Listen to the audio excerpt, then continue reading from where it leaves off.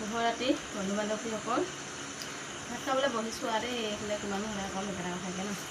এইফালে লৈছোঁ ভেকুৰী পিটিকা, তাৰপৰা এইফালে দাইল হ'ল,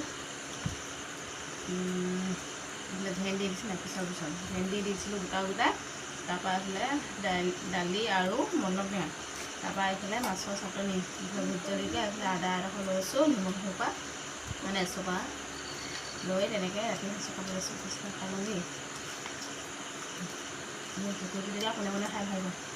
মই বাৰু কেইটা বস্তু চব মই একো বস্তুৱে বাছ নাই, যি পাওঁ দেখা নাপাওঁ মই সেইতে যাওঁ। ভোট জলকীয়া এডোখৰ লৈ সানি লৈছোঁ, এইফালে টেঙা, পিছত ভেন্দি সৰু দি দিয়া কথা।